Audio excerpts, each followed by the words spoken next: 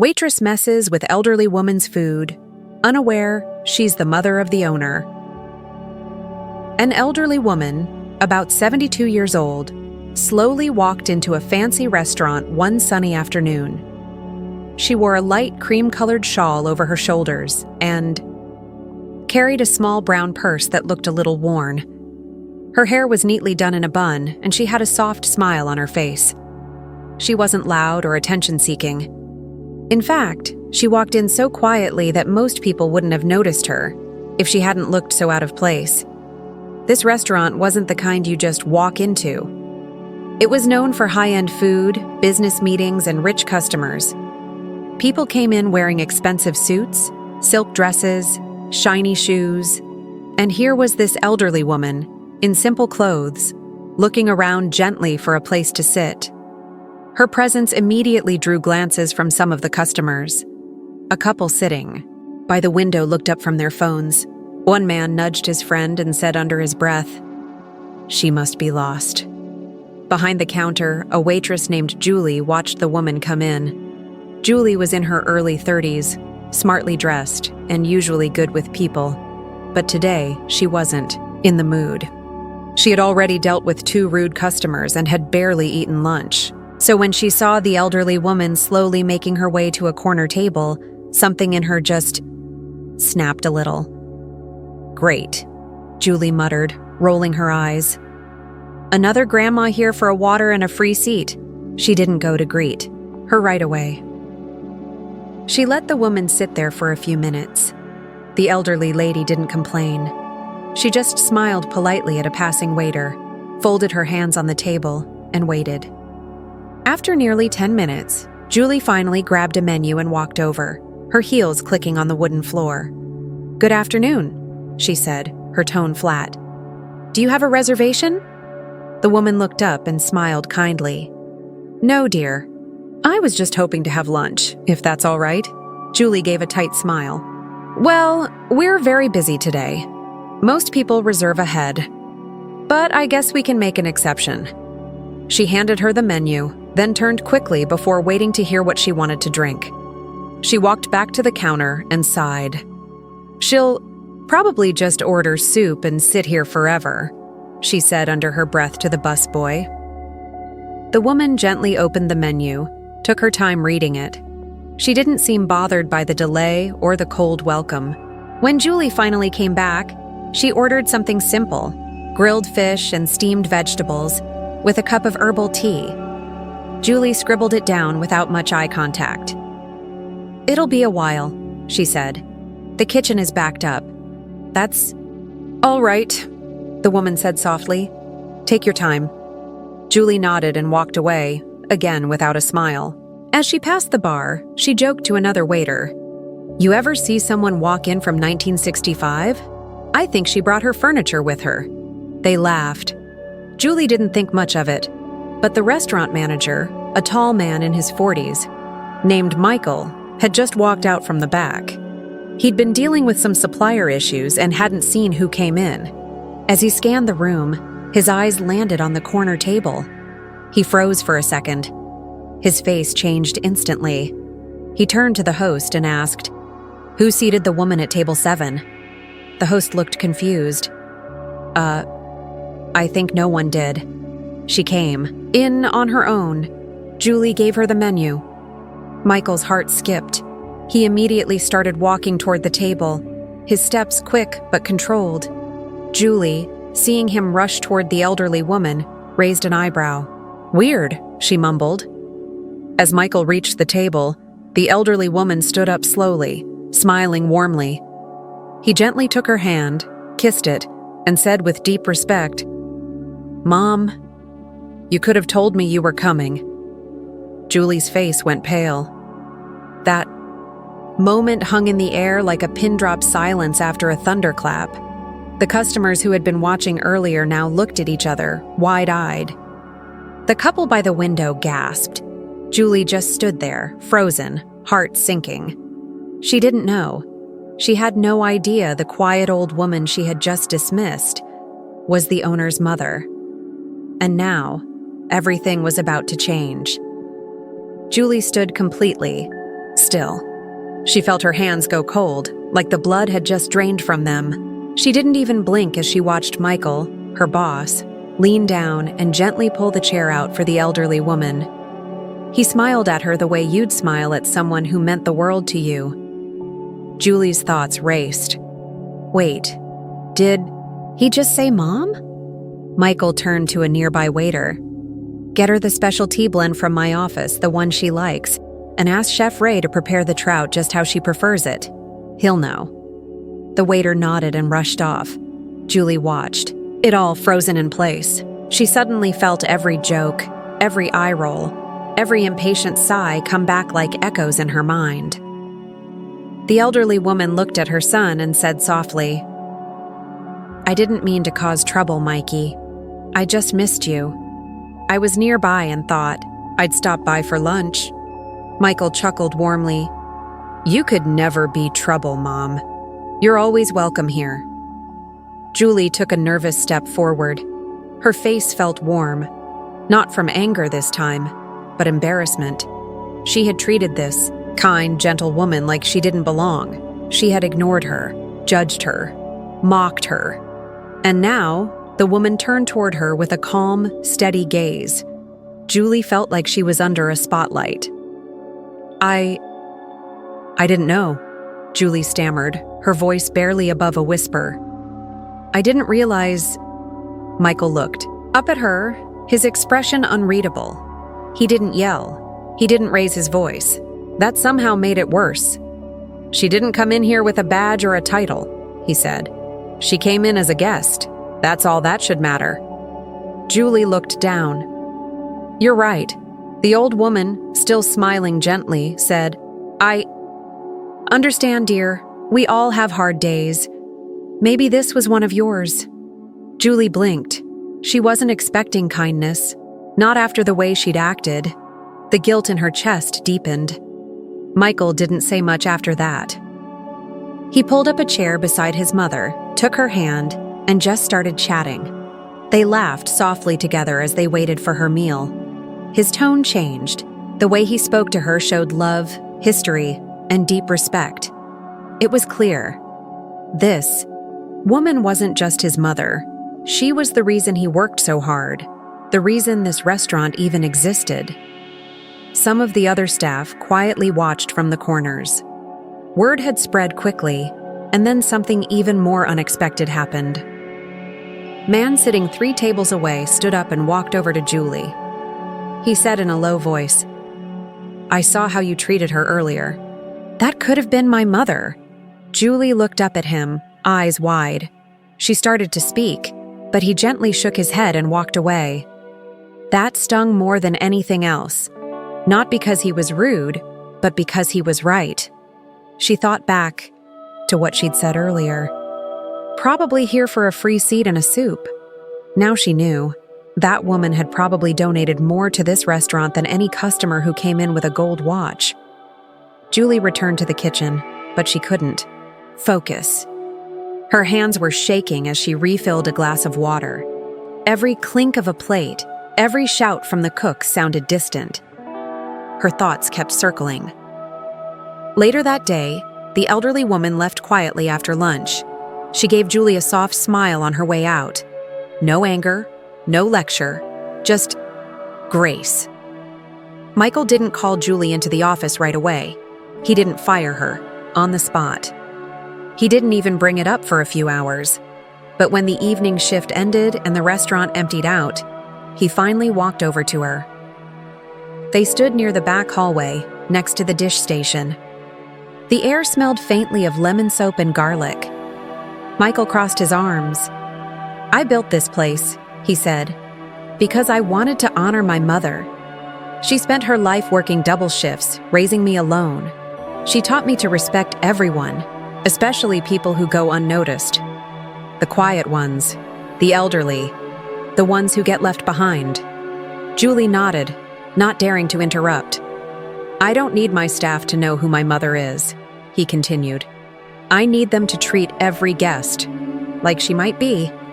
He let that hang in the air. Julie swallowed hard. I understand, and I'm truly sorry. He looked at her, his face softening just a little. I'm not going to fire you, but I need to know you actually learned something from today. Julie met his eyes. I did. More than I expected to. He nodded once. Good.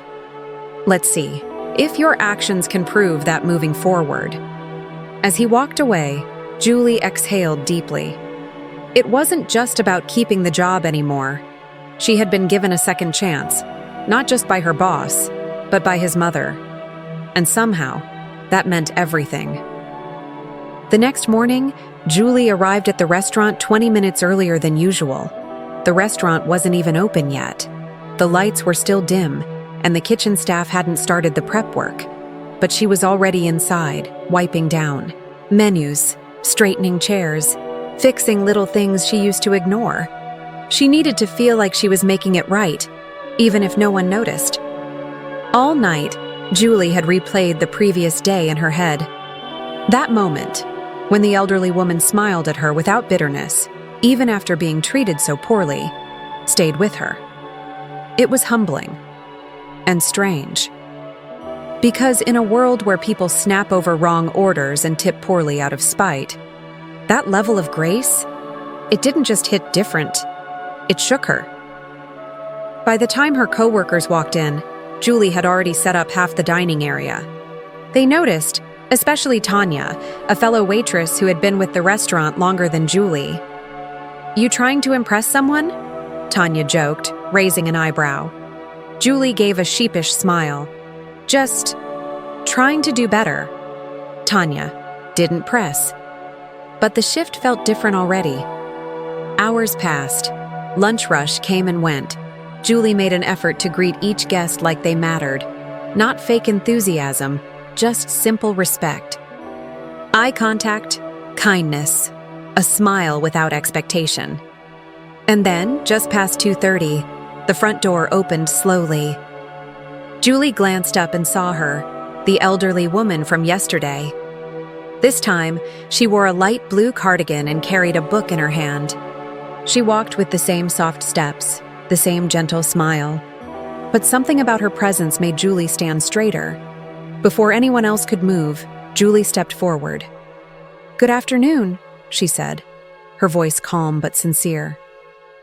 "Welcome back." The woman gave her a warm look. "Thank you, dear.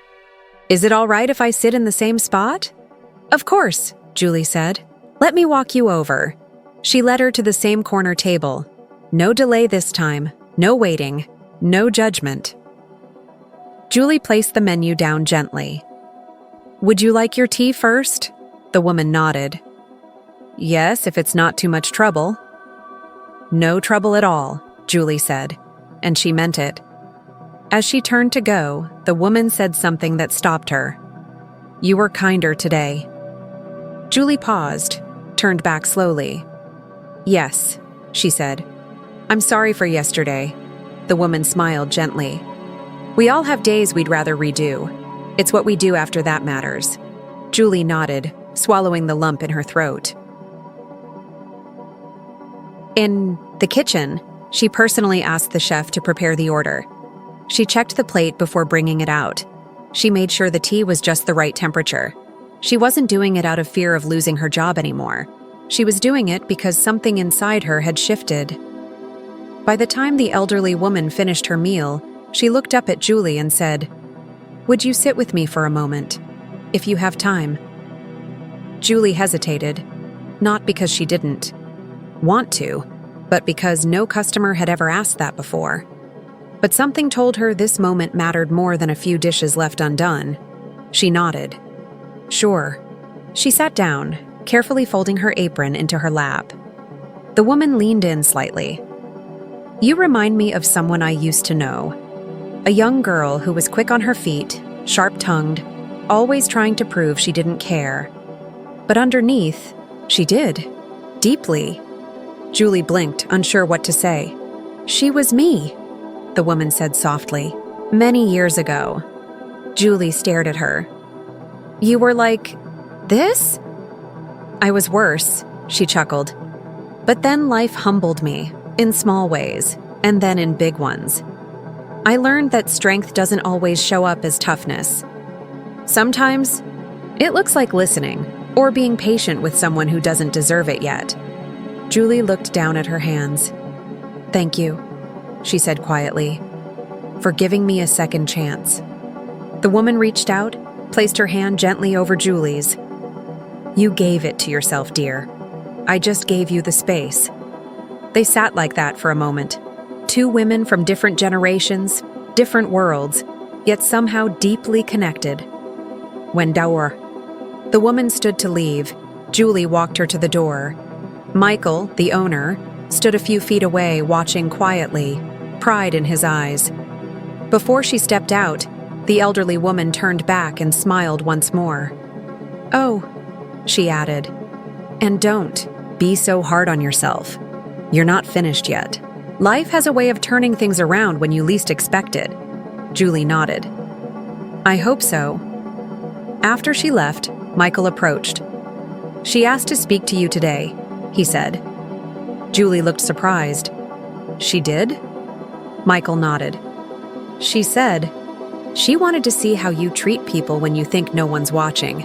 Julie gave a small smile. "How'd I do?" Michael smiled back. "Let's just say she left with a full heart." Julie felt a wave of emotion rush through her. This wasn't just a job anymore. It was a mirror showing her who she had been, who she was becoming, and, just maybe, who she could still be. That night, the restaurant felt quieter than usual. Dinner service had ended. Most of the staff had gone home. The floors were clean, the silverware stacked neatly, and the overhead lights were dimmed to their after-hours glow. Julie stayed behind, sitting at a corner booth near the window. A small notebook lay open in front of her, untouched. She wasn't writing. She was just sitting, thinking. Michael, still in his chef coat, came out from the back with 2 mugs of coffee. He slid one across the table to her without a word and sat down across from her. Julie looked up. "You didn't have to," he shrugged. "Didn't want to throw it out." They sipped in silence for a few moments. "She's something else," Julie finally said. "My mother?" Michael asked, smiling softly. "Yeah, she doesn't just walk into rooms. She shifts the whole energy." Julie nodded slowly. "She made me feel like she already knew me." Michael leaned back, in the booth. "Maybe she does. She's been through a lot. She's not quick to judge. That's a rare kind of wisdom." Julie looked down at her mug. "I used to think kindness was for people who had time to be soft." He studied her face. "And now I think maybe it's the strongest thing you can be," she said, her voice softer than usual. There was a pause. Julie seemed to be holding something back. Michael waited. Finally, she said, "You ever wonder why some people are short-tempered, cold, like they're always on guard?" Michael raised an eyebrow. "Every day." Julie gave a half smile. "That was me. But not just at work, everywhere." She looked out the window, eyes lost in the dim light outside. "My mom left when I was 8. Dad wasn't around much after that. I was raised by my grandmother, but she was already sick when I moved in. I spent most of my childhood helping her, cooking, cleaning, managing medications. Kids my age were learning piano. I was learning how to find food discounts." Michael didn't interrupt. "She passed away when I was 17, Julie continued. "After that, it was just me. And I guess somewhere along the way, I decided it was safer to stop expecting kindness. If you didn't expect anything from people, you couldn't be let down." "That's fair," Michael said quietly. "But that kind of armor doesn't let anything in either." Julie nodded. "I think your mother saw right through mine. She has a way of doing that." They both sipped their coffee again. Then Michael leaned forward slightly. "She asked about you, you know, after she left." Julie's eyes flicked up. "She did?" "She said there's something about you. Said you remind her of herself when she was young. Julie gave a small, almost sad laugh. I don't know if that's a compliment or a warning. She meant it as a compliment, Michael said. She told me you were raw, but real. And real people, the ones who've tasted struggle, they either become bitter or they become brave. Julie felt a lump forming in her throat again. What if I'm still in between? Michael smiled. Then you're right where you need to be. Just then, his phone buzzed. He glanced at it, frowned slightly, then stood. Walk with me? He asked. Julie looked confused, but followed him toward the back. They stopped near the manager's office. Michael opened the door, pulled out a small sealed envelope from a drawer and handed it to her.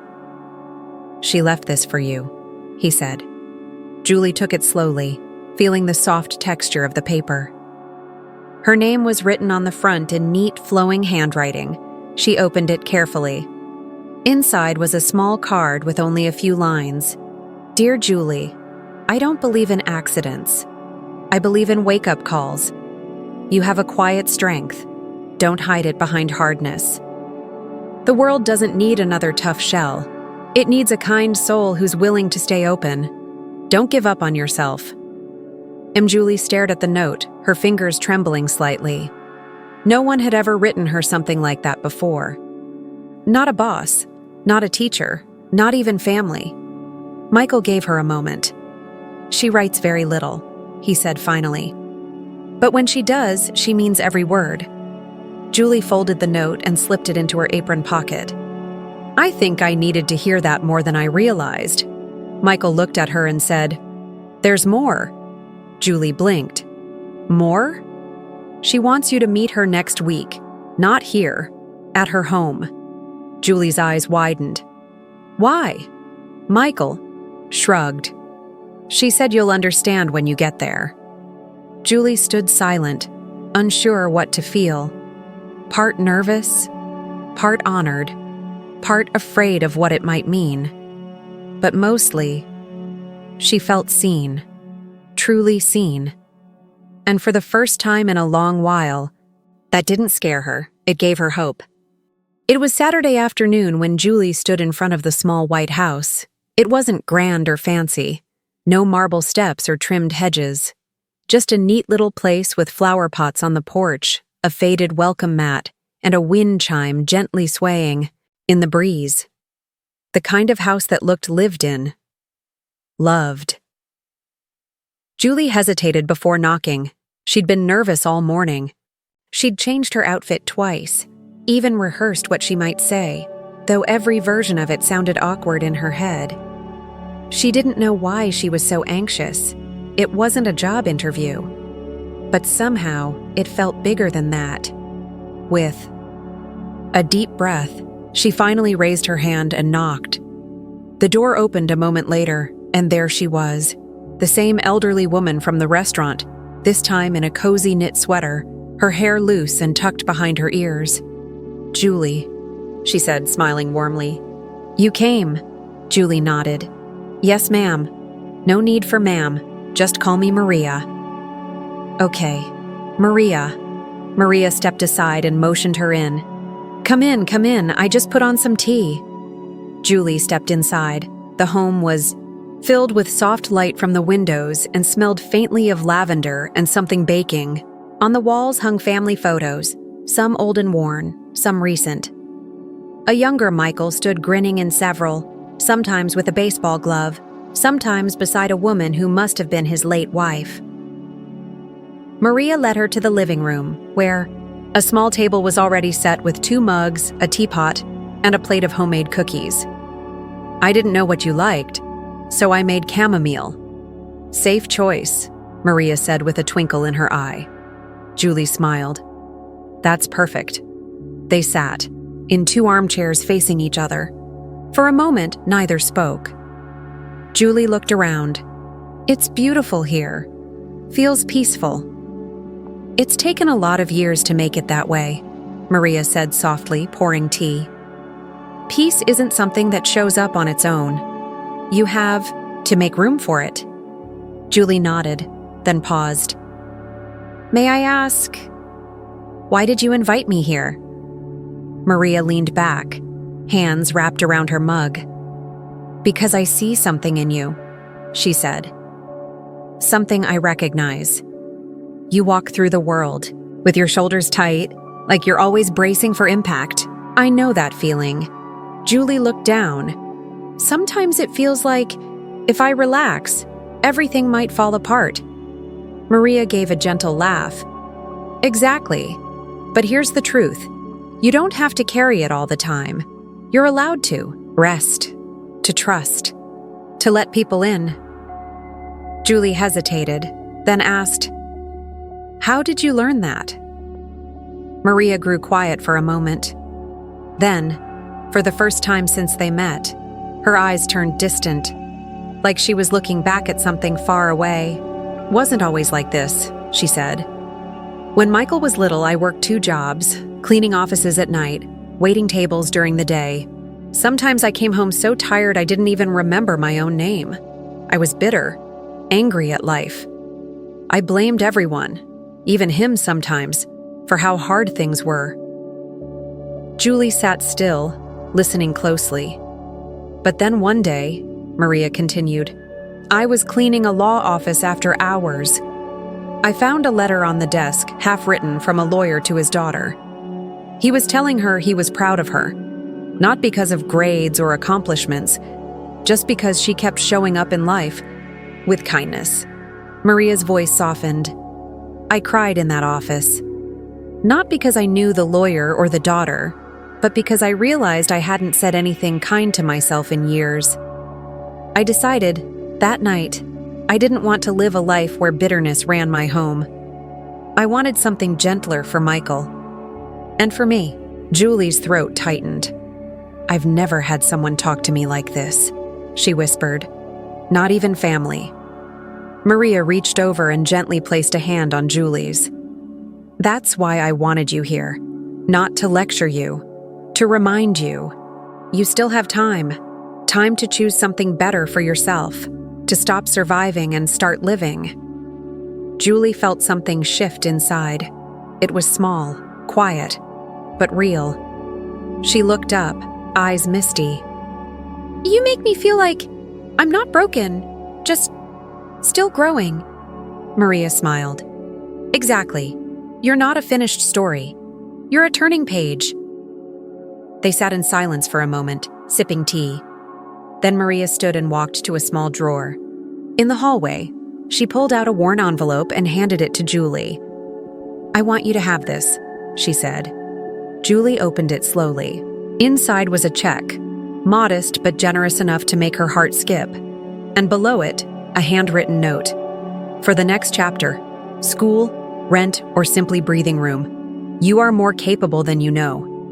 And Julie stared at it, stunned. I can't accept this," she said, standing up. Maria gently took her hand. "This is not charity. This is an investment. In someone who I believe will one day do the same for someone else." Julie's lips parted, but no words came. Maria gave her hand a squeeze. "You showed up for this visit. That means you're already moving forward." Julie looked at the check, then at the older woman's kind, wise face, and she finally let the tears come, not because she felt weak, but because for the first time in a long time, she felt seen, safe, and maybe even loved. And that changed everything. 2 weeks had passed since Julie sat in Maria's living room, holding that handwritten note and folded check in her trembling hands. She hadn't deposited it. Not yet. It wasn't because she didn't appreciate the gesture. She did, more than she could ever say. But something inside her told her not to rush, not to treat it like a quick fix. It wasn't just money. It was a symbol, a seed, and seeds don't bloom overnight. So instead of spending it, Julie made a different decision.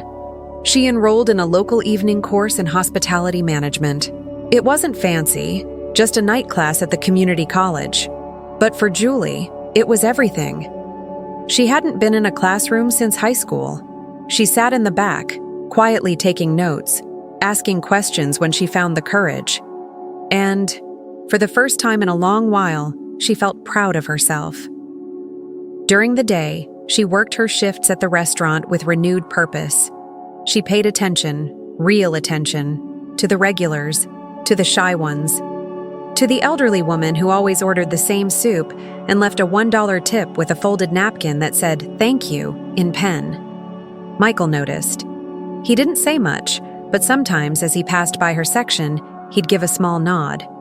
Not as a boss, as someone who saw the change and quietly approved. But growth isn't always a straight line. One Thursday afternoon, just before the dinner crowd began to trickle in, the storm came. Not the weather, the customer. She walked in wearing a fur-lined coat, designer heels, and perfume that reached the back of the room before she did. Her name was Veronica Palmer, and she was a known figure, local businesswoman, food critic, and former investor in restaurants that either soared or shut down depending on her mood. Michael wasn't in yet. Julie was assigned to her table. Water. "Room temperature. Lemon slice on the side," Veronica barked as she slid into her seat. "And please don't hover." Julie kept her voice calm. "Of course. I'll be right back." She returned with the water, just as requested. Veronica didn't look up from her phone. 10 minutes later, the appetizer came out. Veronica poked at it with her fork, sniffed dramatically, and waved Julie over with 2 fingers. "This is dry," she said. "Have the chef redo it." Julie paused, then said gently, "I'm sorry it's not to your liking. I'll make sure it's corrected." When she returned to the kitchen, the chef, already buried under orders, groaned. "She does this every time. I'm not her personal chef." Julie took a deep breath. "I know. I'll handle it." Back at the table, Julie offered Veronica a temporary replacement, a small salad on the house. Veronica didn't say thank you. She simply nodded and returned to her scrolling. When the main dish arrived, a seared duck breast, Veronica took one bite, paused, and loudly said, "Oh, wow. So we've stopped seasoning food now?" Heads turned. A few diners glanced at Julie with curiosity and sympathy. Julie smiled calmly. "Would you like me to bring you something else?" "No," Veronica snapped.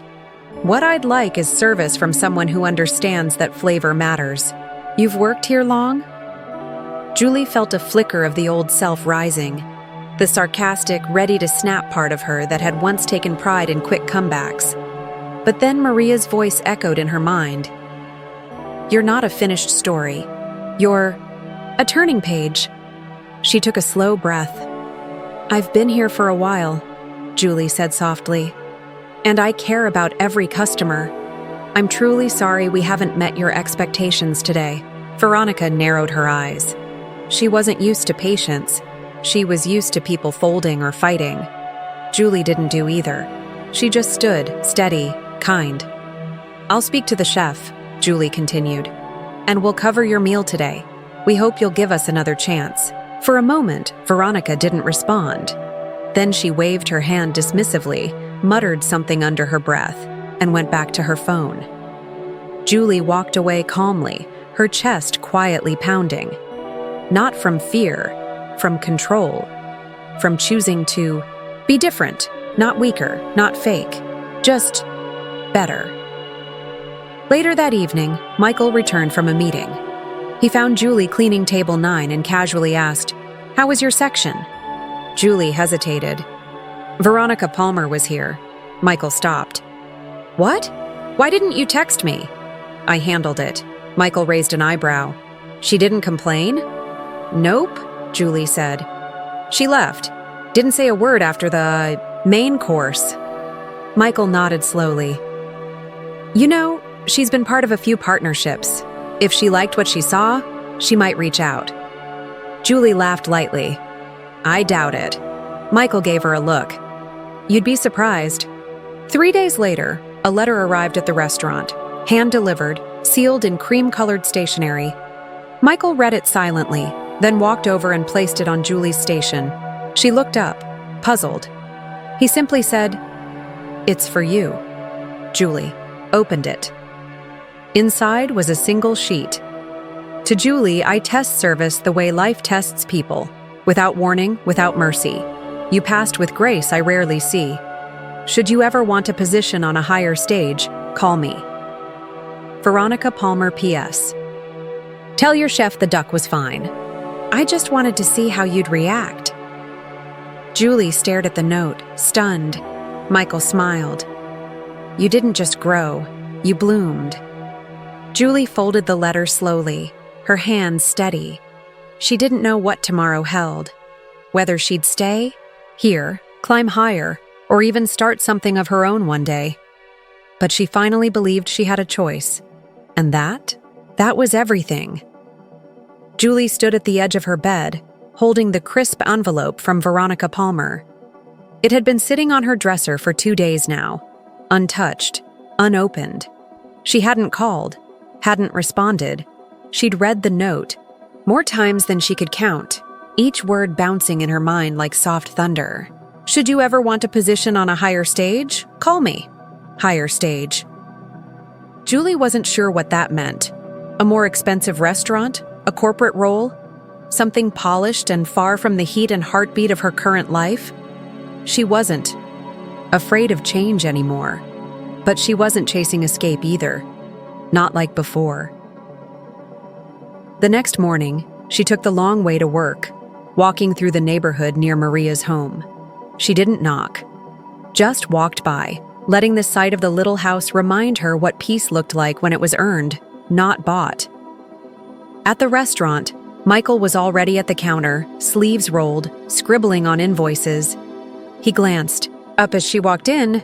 "You're early again," he said, not surprised. Julie smiled. "Habit now." They worked through the morning quietly. The restaurant buzzed with its usual rhythm. Plates clinking, steam rising from kitchen pans, the faint murmur of weekday lunch conversations. Around 2 p.m., Maria walked in. Julie saw her the moment she entered and rushed over to greet her with a light hug. "I didn't know you were coming." Maria smiled, that same knowing smile that always made Julie feel both calm and seen. "I wanted to try the new risotto and check on someone." Julie led her to her favorite table, then brought her tea, exactly how she liked it. Maria looked up from her menu. "You haven't called the woman yet." Julie paused, unsure how she knew. Maria added gently, "Michael told me. He said you've been quiet about it." Julie sat down across from her just for a minute. "I've thought about it. A lot. But I keep coming back to this one feeling. I don't want to run towards something just because it looks like success."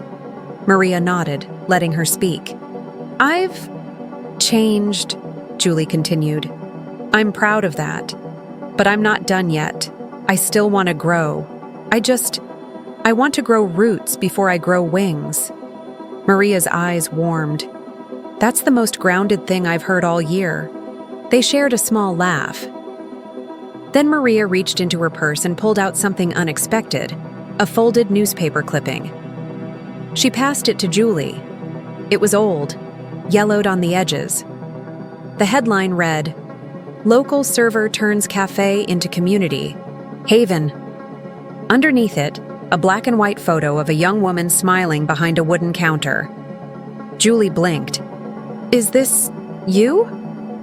Maria nodded. "My first restaurant, before Michael ever thought of starting his, before the bills piled up, before the world made me choose between passion and survival." Julie stared at the image. "I lost that cafe after just 3 years," Maria continued. "But not because it failed, because I got scared. An investor wanted to scale it, make it bigger, faster, shinier. I said yes. And then, it wasn't mine anymore. The heart was gone." Julie looked up, understanding now why Maria had taken such an interest in her from the beginning. "I'm not saying don't grow," Maria said. "I'm saying grow the way that feeds you, not just the crowd." Julie nodded slowly, folding the article gently like a sacred reminder. That evening, after the last table had cleared, she stood in the quiet dining room and made her decision. The next morning, Veronica Palmer received a letter, hand-delivered. It was short, graceful, respectful. Dear Ms. Palmer, thank you for the opportunity. Your words meant more than you know. I've chosen to stay for now, in the place that taught me how to grow from the inside out. I believe I still have something to build here, and when the time comes, I'll know. With sincere gratitude, Julie. 3 months passed. Julie's night classes became day classes. With Michael's support, she adjusted her shifts. Eventually, he offered her something new, an assistant manager role. She hesitated at first, afraid of the pressure, but Maria's voice echoed in her mind again. You're not a finished story. You're a turning page, she accepted, and she flourished. Staff members began coming to her for advice. New hires were trained under her watchful eye. Customers started recognizing her, not as the waitress who brought their water, but as the person who made them feel welcome. But that wasn't the most important part. What truly mattered was what happened one rainy Thursday afternoon, when a young girl, barely 19, walked into the restaurant looking nervous and underdressed. She fidgeted at the host stand, unsure if she belonged. Julie saw her from across the room. She walked over, menu in hand, smile warm, voice gentle. Welcome, she said. Come on in. You're exactly where you need to be. The girl blinked, surprised. Really? Julie nodded. Absolutely. She led her to a cozy corner table, and as she walked back to the counter, Maria, sitting nearby, caught her eye and gave a single nod. Julie returned it, because now she understood. She wasn't just serving food, she was serving dignity, second chances, grace. She had become what she once needed, and in doing so, became someone the world needed more of.